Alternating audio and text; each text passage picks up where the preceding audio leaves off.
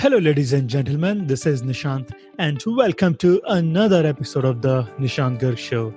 The mission of the show is to spread awareness on mindfulness practices, psychology, mental health, and spirituality. My job on the show is to invite world-class performers to share the practices to live a fulfilled life. This episode guest is Dr. Tara Well. Dr. Tara Well is a psychology professor at Barnard College, Columbia University, where she developed a mirror-based meditation called A Revelation in the New York Times.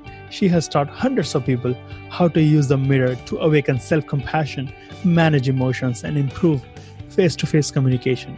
In 2017, she started a blog, The Clarity in Psychology Today blog, which now has 900,000 readers. Her recent TEDx Talk explains why mirrors and reflections are vital for managing stress and staying emotionally connected to ourselves and to others in the age of increasing reliance on digital technology.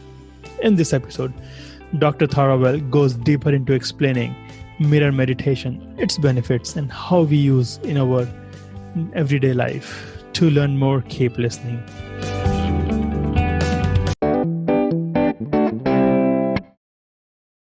Tara Well, welcome to the show. Thank you. Thank you for having me. I'm thrilled and excited to have you on the show. It has taken us quite a bit of time to get you on the show. So thank you again.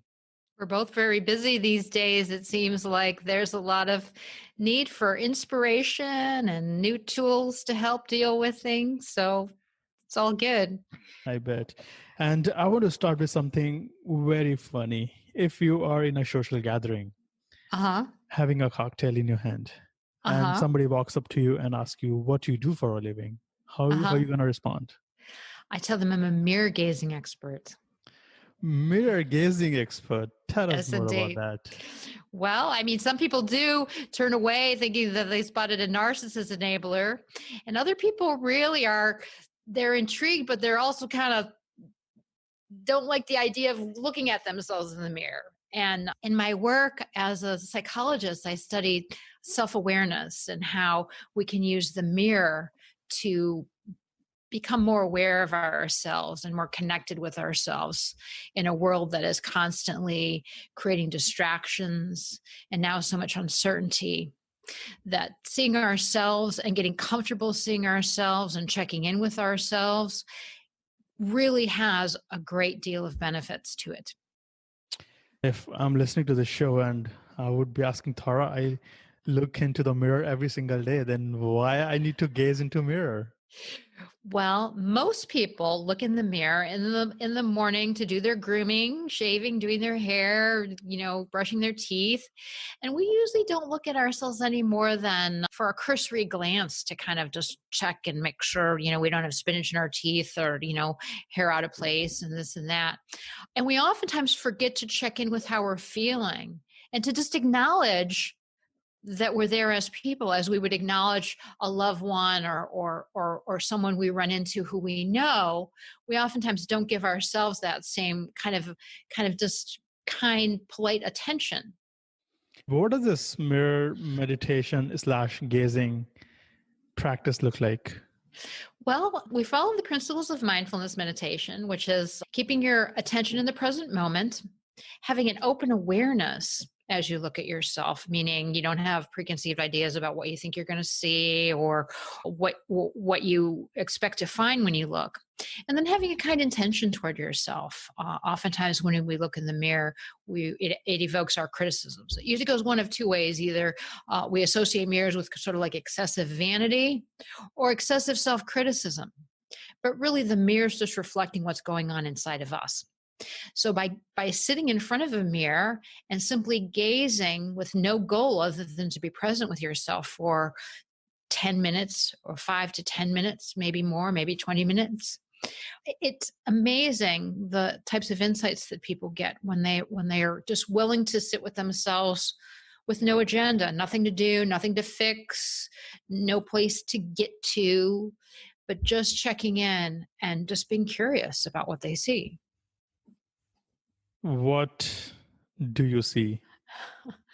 Everybody sees something different, and it's different every time you do it. One of the main things that people typically see is they start to realize just how critical they are of themselves, so that they can't look for more than a minute without like needing to fix something, or telling a story about, their appearance. Maybe they were teased when they were in school about their nose, or some physical appearance, some aspect of their physical appearance. And over time, what I encourage people to do is to take an observer's perspective. So to really observe yourself, criticizing yourself in the mirror. And oftentimes people will have an insight like, wow, I'm doing this to myself. The mirror isn't doing anything. The mirror is merely reflecting and sometimes even magnifying those critical voices inside our own heads. So people think by avoiding mirrors, they're going to avoid self-criticism, but they're just avoiding being aware of the self-criticism that's constantly running in the background, that's so commonplace that we don't even think about it. I'm thinking about sharing my story, whether should I share it or not. Oh, yes, definitely. I would say I'm 32 right now. And when I was 21, I used to hate looking into the mirrors. I still remember those days because of lack of good self-image, lack of self-worth, criticizing that you're not good enough, you're not good looking. When I look at myself, I love myself. There is a lot of self-love. There is a lot of self-worth. It's a process, but looking back 12 years ago, lack of self-image, lack of good body image. Do you think this mirror meditation can help people in developing a better self-image? Definitely. And, the first step, as you mentioned, is really awareness, being aware of not having a good self-image, being aware of how much our criticisms affect us when we look. And then that awareness is usually the first step in changing. So you can practice, just feeling good about yourself, feeling confident with yourself as you look. You can say affirmations, but I encourage people to really try and just be with whatever is there rather than trying to gloss over maybe some of their other emotions to get somewhere positive too quickly. So because I think part of having self-esteem and confidence and really valuing yourself and caring and respecting for yourself is being aware of all your emotions and letting yourself have all your emotions. So the mirror can actually create a space for you to become more intimate with yourself and your emotions. It's great if you have someone around, a significant other, a family member, or a therapist to share your deepest experiences with. But sometimes those people aren't around, particularly now that we're in this weird state of quarantine. Many people are alone or unable to have that kind of intimacy that what they would have with another person. So taking the time to check in with yourself about how you're feeling and doing that on a regular basis, just the act of doing that really increases your confidence and your positive feelings about yourself, which is a little different than just saying affirmations about, I love myself, I think I'm great, whatever. But it's just actually treating yourself well that makes the change, I think. Are you saying that mirror meditation is not a substitute for affirmations and getting a therapist? It's definitely not a substitute for psychotherapy. I encourage people to, particularly if they're feeling strong negative emotions or feeling depression and anxiety, they should definitely see a therapist. And many of my private clients also are in therapy, and they do the mirror meditation between therapy visits as a way to help them practice staying in contact with themselves and exploring, what comes up in their therapy sessions and what comes up as they're, going through their life and how things change over time. It's a great touchstone when you're going through different things in your life, because you always come back to yourself and you can check in with, whoa, I just had that experience. Let's see what I look like after that. Because oftentimes too, we get so used to feeling like we have to only show certain emotions that we hide the other emotions. We usually hide fear, sadness, and anger. And so we can become so good at hiding those feelings that we hide them from ourselves. And then we look in the mirror and we go like, whoa, I look really anxious. I need to, sit with myself, calm myself a bit. I thought I felt fine after I had that job interview or that video chat date, but I'm looking at myself now and I'm kind of annoyed, So it's a great way to check in with how you're feeling if you don't have that good best friend around, that person who knows you inside and out that can reflect back to you. It's great when you have that person around, but if no one else is around, you can be that for yourself. This is a very powerful thing that you just mentioned, that if nobody is around you, we can use mirror. We can go to the bathroom to use bathroom mirror, or we can get a hand mirror tool, because we look into the mirror all the time, but we never look into mirror consciously. And I read this book, Psycho-Cybernetics. Have you heard of this book? From Max Waltz. It's about improving your self-image, body image. It was written back in 1960s. Yeah. I remember reading it like when I think it was in high school. It was a long time ago. There is one practice in that book. It says that you go to a bathroom, just gaze into the mirror and be naked. Whoa, okay. Be naked and then look into the mirror and see what comes up, what self-awareness you're reflecting. And mirror meditation, you're suggesting that this is one level up. You don't have to be naked. Right. Yeah. Oh, that's a common question I get. People always like, can I do it naked? I'm like, I don't care. It's up to you, So yeah, I mean, I think that is a good practice that can be an edge for a lot of people because of body image issues and also, shame around sexuality. So I think it's a good way to get in touch with those feelings. Again, it's a great thing to be able to look at yourself in a full-length mirror, nude, and get comfortable with that. Because if you're not comfortable with that, can you really be in a sexual relationship and feel comfortable with your body? You can't even look at yourself. Are you going to be comfortable having anybody else look at you? So, and I'm not a sex expert by any means, but it just in terms of, you can't expect to show up and be in relationships with people in ways that you're not willing to be in a relationship with yourself. If you don't know yourself, how are you going to be able to share yourself with others in a deep way?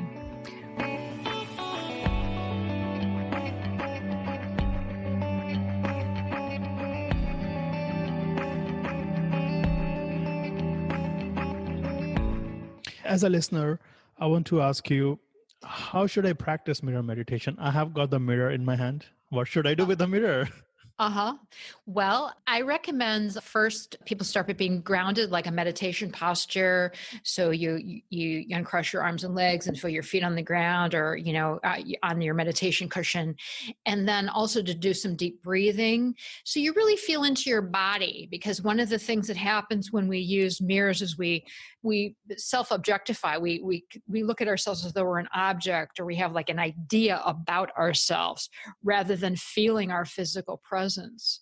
So I encourage people to feel their physical body as they're looking. So it can be a little bit like feeling like you're walking and talking and chewing gum at the same time, because what you want to do is relax your mind, look at yourself, and then feel your physical body. So and oftentimes I help people make that link by watching their breathing. So you can just actually watch your breath move as you do the mirror meditation. And my students find that over time, when they do that as a regular practice, they then make an association between seeing their image and being able to stay calm, because their breath calms them. And then they associate the mirror with being calm instead of whatever they used to associate with, criticizing themselves or, narcissism or whatever they were using the mirror before. Now they can just gaze into their eyes and it calms them because they've spent enough time practicing learning to be calm with themselves. And how is this meditation different from other meditation? We have loving kindness meditation. We have millions of meditation types. And Millions, I know. How this meditation differs from them? Well, it involves a mirror for one thing. And it does help people track their attention and emotions more specifically. So what happens when you're doing regular meditation and you close your eyes, what's happening? We're just thinking about all kinds of things. And most of the thoughts that you're thinking have something to do with you. They have something to do with you or what other people think of you. Okay. So it makes sense then to just open your eyes and look at your favorite subject, you. What are you thinking? Where is your mind drifting to? And coming back to yourself, coming back to your breathing, coming back to this moment in time. So when you're looking in the mirror, if you're a beginning meditator, it can give you a focal point, a point to come back to as with your breathing or looking at an object that you would focus on with a soft gaze. If you're a more experienced meditator too, what you'll find is that when your mind drifts to certain topics, because you start to notice a pattern, your mind goes off into different directions as kind of defensive ways of regulating your emotions. Basically, you kind of drift off before you go somewhere that could be a little scary to go to with your mind. So you get to know these patterns and you can create more space between what your mind is spontaneously thinking and then the emotion that comes after it. So you actually learn how your thoughts are creating emotions because you're tracking your facial expressions and your body sensations as you watch yourself in the mirror. This is more of a tangible practice. We can look at our emotions and feelings into the mirror. In other meditation, it's more intangible. It's more, we have to realize, we have to feel internally. This is more of tangible thing. Yeah, I agree with that. And, it doesn't work for everybody, but a lot of people, particularly people who are very visual, really like it. And the other thing too is when you meditate and you close your eyes, sometimes you can drift off somewhere, you get spaced out.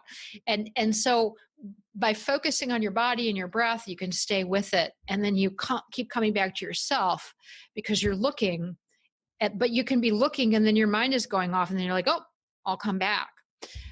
So it's a little bit of a different process, but I would encourage anybody who's listening who meditates to give this a try because it can give you a new insight to what's happening while you're sitting on the cushion. Can we incorporate mirror meditation with different meditations in our day-to-day life? Yeah, I think you can definitely do this. I mean, I do a regular meditation practice in addition to mirror meditation, and I do yoga. I usually do a yoga routine before I sit for a long time meditating anyway, because that was one of the reasons yoga was created, to give your body enough flexibility so it could sit still for long periods of time. And that's why it's so great for our modern society, because we spend so much time sitting at a desk or sitting still doing sedentary things. So it's great to do yoga. I sometimes do yoga in front of the mirror, but it's not really a mirror meditation. But then I'll sit and then I just open my awareness and I'm like, what's here? What's here right now? And I'll oftentimes get emotions or I'll get some kinds of feelings and impressions, and I can just be with myself and experience that rather than trying to, breathe it away or think of nothing. It's impossible to think of nothing. So if you're going to be thinking about things, at least face them, in this way. What time of the day you practice meditation? I usually do it when I first get up. I usually do the mirror meditation when I first get up before I put on my, my makeup and all that. I just do it when I just first get up. You are a psychology professor, and how did this research come?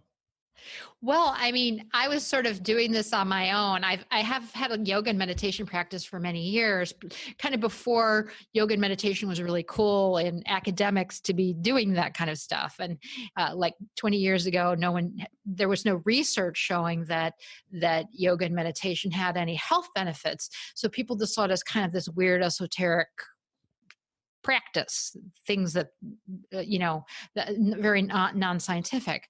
But now there's so much research showing the benefits of meditation and yoga too, that it became a lot easier to do this kind of research in an academic setting.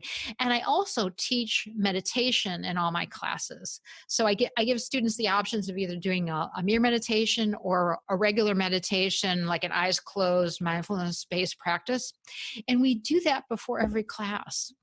And I'll tell you, like this semester, when we needed to suddenly switch to online, my students told me, we're so glad we're doing this. I remember our first class online, wanted to check in with everybody because I had a small seminar, and they're like, well, wait, are we going to meditate? And I'm like, yes, we are. I just want to make sure everybody's here and check in with everybody. And it was so great that everybody still showed up because they wanted to meditate. They didn't necessarily wanted to go to school or whatever. I mean, I don't know. It was a stressful time for many students, and they all just wanted to meditate. So we were able to sit and meditate on Zoom, and it was because sometimes too, academic subjects, they're very important. A lot of psychology is very useful, but I also like to teach practical skills, like meditation is something that no matter what their future holds, they can have that as a way to reduce stress and a way to stay in contact with themselves.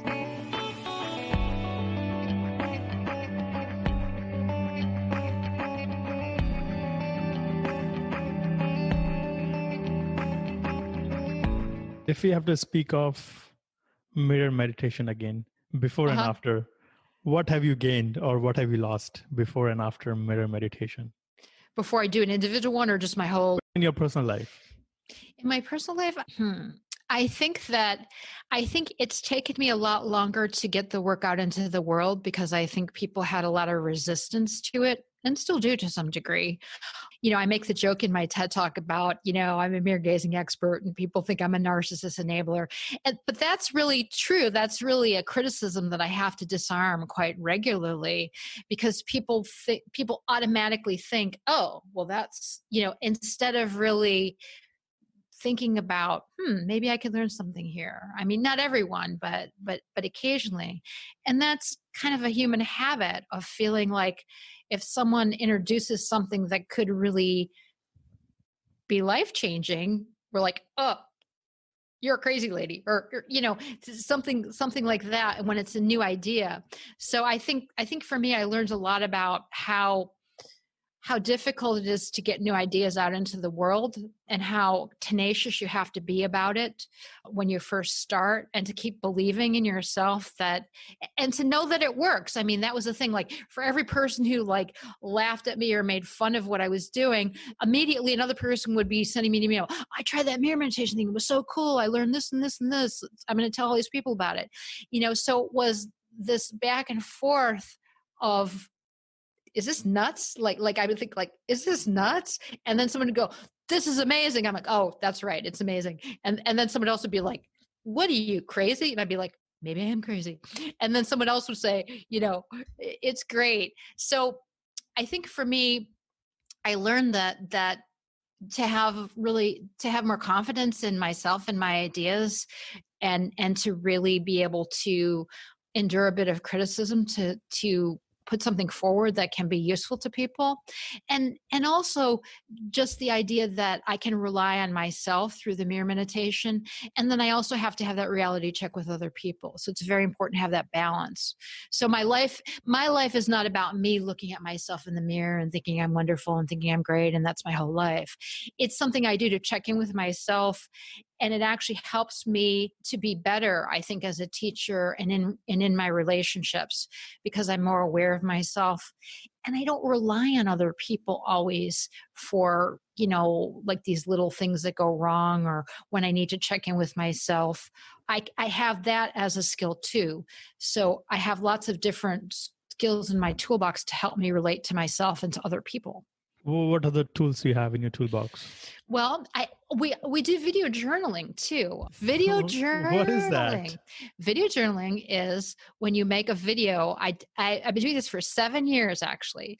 I make a video every night for 10 minutes in which I talk about whatever I want to talk about for 10 minutes. I just agree not to show it to anyone. That's the key, because it's not making an entertaining video or a video where you feel like you have to censor yourself. And that has been an amazing process. Are you allowed to curse and use F-bombs? Yes, I say whatever I want to say. And and that's what's so interesting, because oftentimes we censor ourselves and then we actually forget how we're actually feeling, or we'll leak these little aggressive things or whatever, because we're like, oh no, I'm not going to say that. I want to be a nice person. I want to be positive. Well, human nature is we have all our emotions. We don't just have the positive ones. So it's great to be able to explore these other emotions. And like I said, I've been doing it for a long time. And the thing that I noticed too is because as psychologists have found, we have a negativity bias. Negative things really pull our attention. So we're always having to exercise our minds to prevent that from happening. And most of the time. Yeah. And so what happens when you think about the past and you think about what's happened, you tend to remember those negative things or those things that didn't turn out quite the way you wanted them to. But when you do these video journals and I talk about what happened in a given day, I've actually found out that the number of problems that I solve and the number of difficulties that I've gotten over way surpasses the ones that I'm still kind of like, oh, I wish that didn't happen or I could have done that differently thing. But we forget about them. And so, but I have it in the video saying, hey, I had a great day. I did this and this and this and this. I immediately forget about all the good things I did. And I remember that one thing that didn't go well and I got to fix it and da, da, da, da, da. And so a lot's happened in my life in 7 years. So it's been good to see. It's helped me to have confidence that I have the skills and I can get through a lot of different things, even if. So it's more of a review for you. It's you go a review. Back, day review, and a lot of people use writing as a way to review a day. You can write what are you grateful for, 5 things or 3 things. What worked, what didn't work. It's like a retrospective of your day so that you can course correct. And this video journaling is a new way. I didn't hear about it ever in my life. So this is something new to me as well. You have to try it. Well, it's very similar to, if you know the Artist's Way by Julia Cameron, in which she talks about something called the morning pages, in which what you do is you wake up in the morning and you just write 3 pages longhand of anything that comes to your mind. And that is a way to clear your mind of kind of gunk. And then it helps with your creativity. Sometimes too, you write about interesting things that you want to pursue in your writing, but when you're under pressure to come up with a creative idea, you don't think of it. But then when you're free to just write whatever you want, it comes up. And video journaling is like that too. So video journaling is like a video version of that. So you just say whatever you want to say say whatever you want to say. And then you go back and look at it with your full attention, being aware of your thoughts and emotions as you watch yourself. And it's amazing how much emotion that the majority of people are experiencing that they're not aware that they're experiencing until they see the journal. And then they're like, oh my gosh, I was so upset. I didn't even realize I was that upset. I thought I was just, whatever. So what doing that does is once you get over that layer of, being critical of like what your voice sounds like or what you look like, once you get over that initial discomfort, most times people feel like this wave of self-compassion come in because they see how hard they try and how much they do and how, earnest they are in wanting to do whatever they're doing in the world to help people, to their struggles, and we just kind of forget about that as we just push forward. Our mind just looks for the negative things most of the time, so we get to train our mind to focus on the positive things and reminding ourselves that it is okay that sometimes things works and sometimes things don't work. And I want to ask you, how do you motivate yourself? And you speak about motivational psychology. Mm-hmm. So how do you motivate yourself during tough times, during stressful times? Well, I think the main thing is, checking in with myself and allowing myself to have my feelings. I think earlier in my life, just how I was raised and whatever, I felt like you really had to be tough, But now I realize that the energy that goes into suppressing these feelings is energy I don't have to create and contribute. So it's important for me to really be in touch with how I'm feeling and to do whatever I need to do to release any negative emotions, anything that's coming up before I act. I'm always someone who wants to act from a place of self-awareness rather than trying to do things to avoid myself and avoid my emotions. I don't want to go helping other people when I'm angry or I'm afraid because I don't want to feel my anger and fear. I want to understand my anger and fear and sadness first and be aware of those emotions and then move forward to help or to contribute something. Are you saying this is self-acceptance? I think self-acceptance is a good word. Self-awareness and self-acceptance of just, letting myself have my full range of emotions and feelings. And then two, self-acceptance, I think naturally spills over to accepting other people. Because when we don't accept ourselves too, we're end up being much more critical of other people as well. So when we accept ourselves, we kind of have a bigger broad bandwidth for other people and whatever they're up to. And self-acceptance lead to positive self-image, positive body image, positive self-worth. There are so many ripple effects with the self-acceptance and self-awareness. Do you have other tools in your toolbox to cultivate more of self-awareness? I think that the mirror is really the main one, and also checking with other people. I'm going to drift from the main topic, that how do we find love, how to love others? Because to love somebody, we get to remove those filters, conditioning, programming that we have.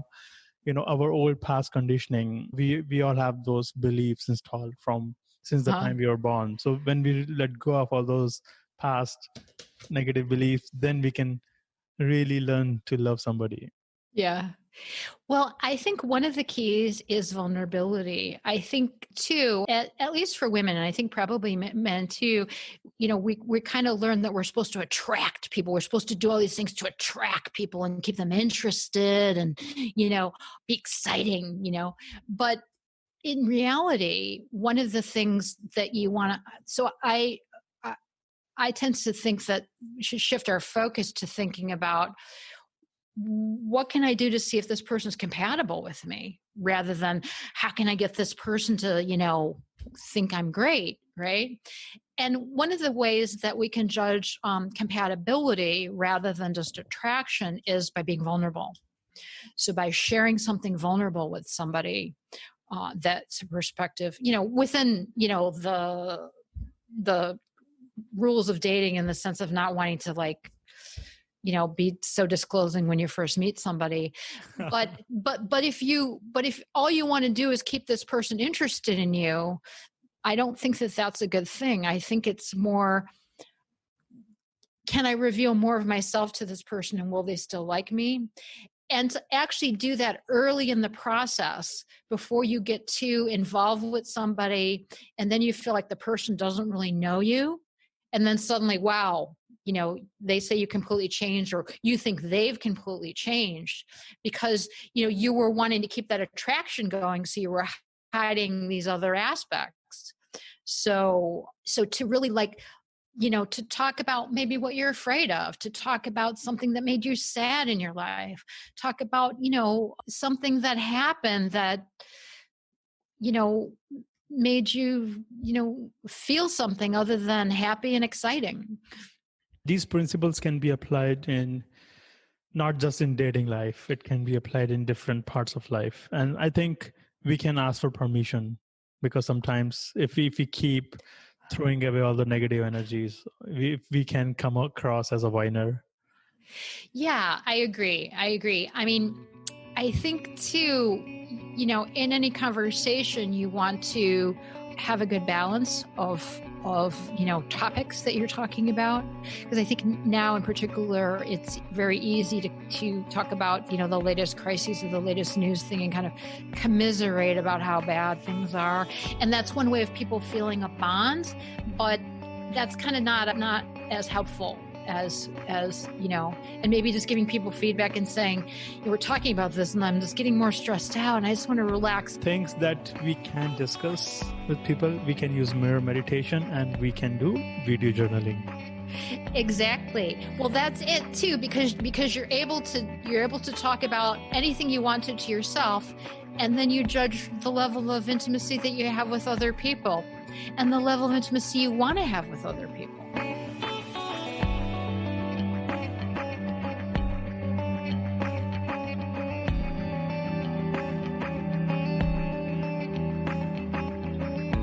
Have you taught mirror meditation to your family members? I didn't. My parents passed away actually right around the time that I was developing this. And I actually started doing the video journaling 7 years ago, right after my father died, because he was someone I talked to a lot. And when he was gone, I missed him. And there was kind of a gap in my life.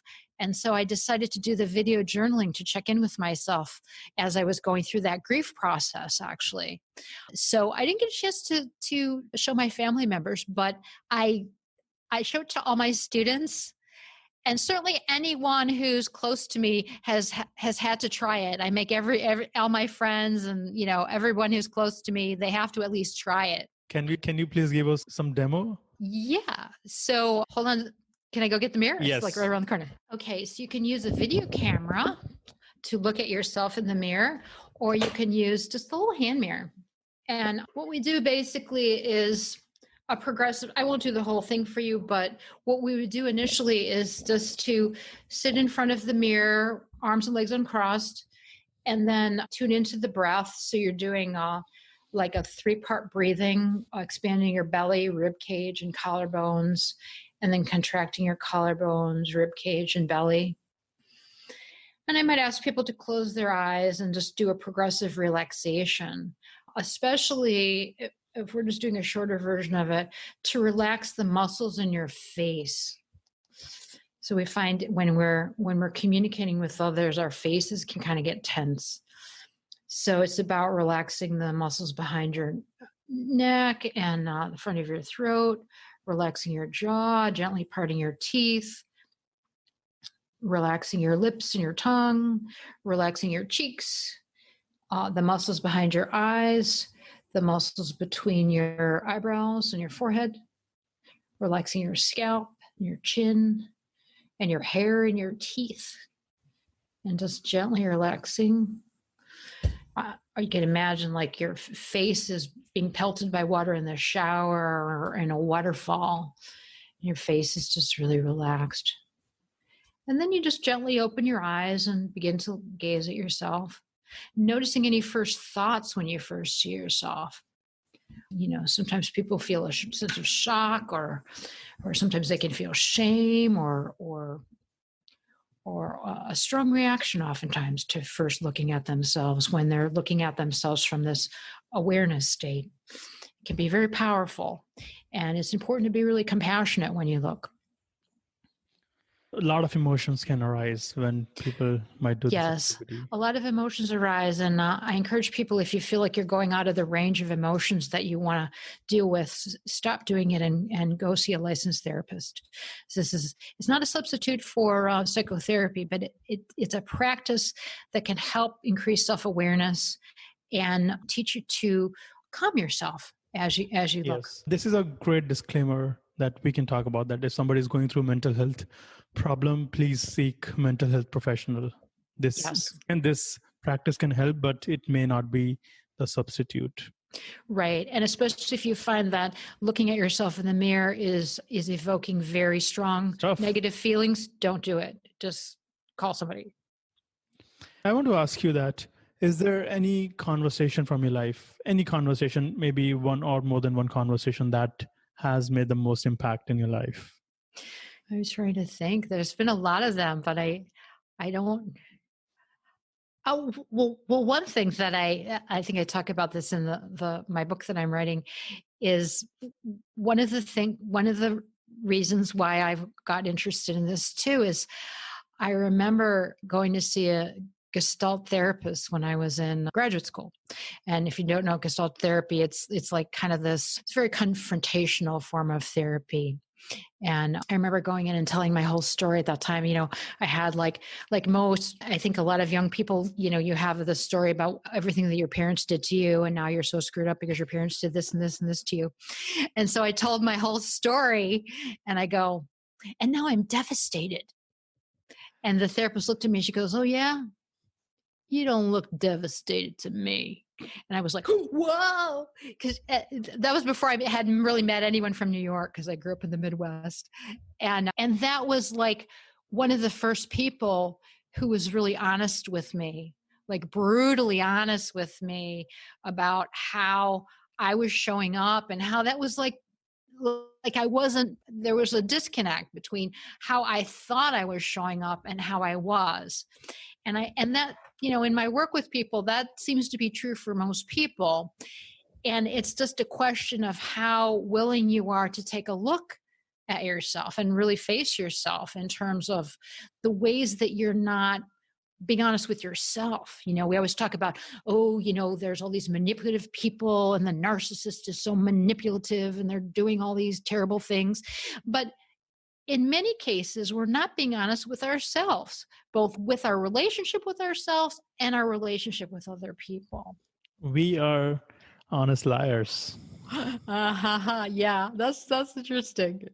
Yeah. What is your book about? Well, it's called Facing Yourself. That's a working title now. I hope it will be out next year.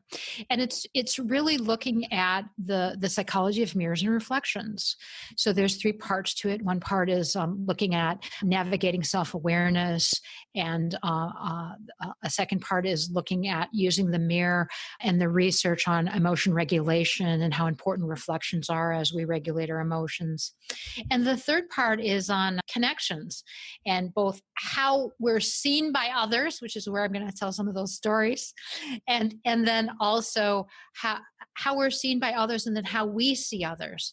So how we project our stuff onto other people, and the ways in which we could pull back some of those projections, and then how other people's reflections of us influence how we see ourselves.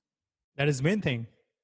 If we don't see ourselves, more loving, kind, compassionate way, then everything else goes out of the window. Exactly. Yeah. But then there are all these subtle ways that, we grow up in a family and we're told stories basically about who we are, how we got our name, and how we, what our maybe birth order in the family is, or family of origin, what's our story. And so we take in all this information as who we are. And then when we look in the mirror, it's like, really?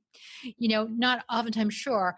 And it's surprising how many people too, once they start doing mirror meditation, they come back to questions of their family of origin because they look like their family members.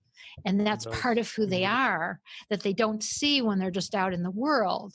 And so they have a new sense of belonging or questioning their belonging or what it really means to have this particular heritage, have this particular, body structure, facial structure, to be this particular age.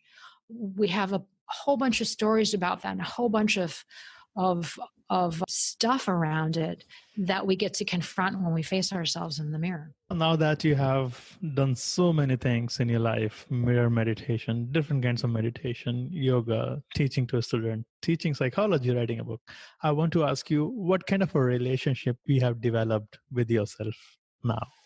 I think I have a really positive relationship with myself.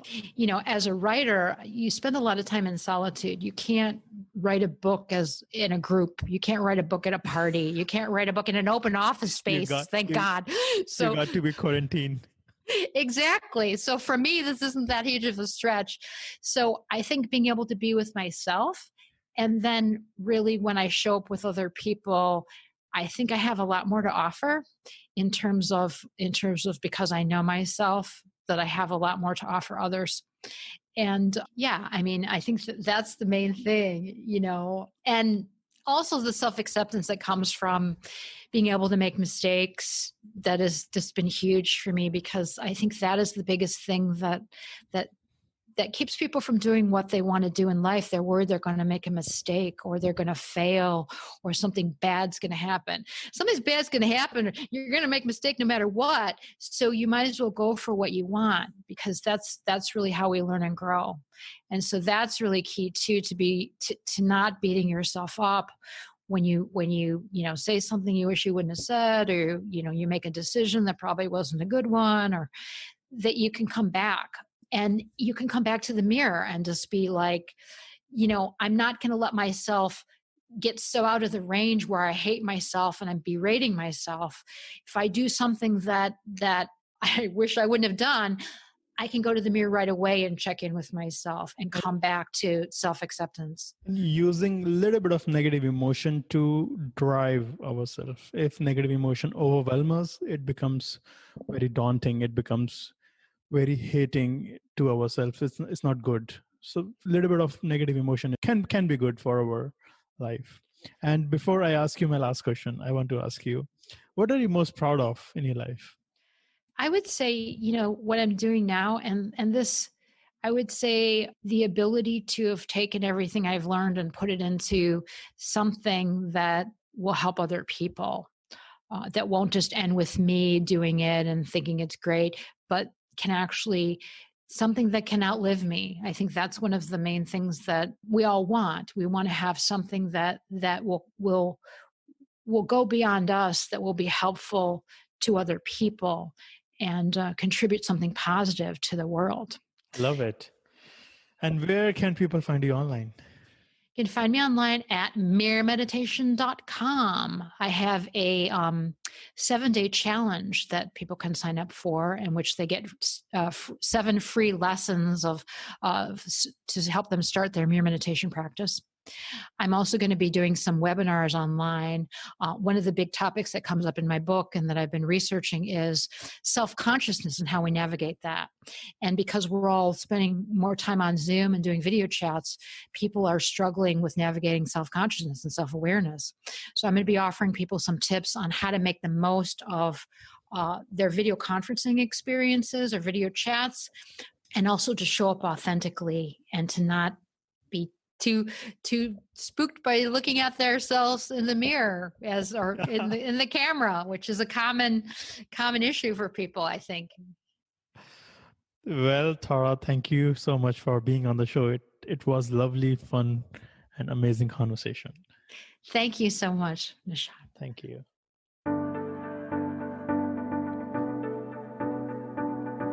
Thank you for listening to this podcast episode today.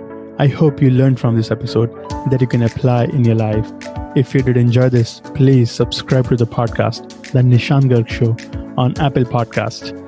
You can also subscribe to the show through my website, https://nishantgarg.me,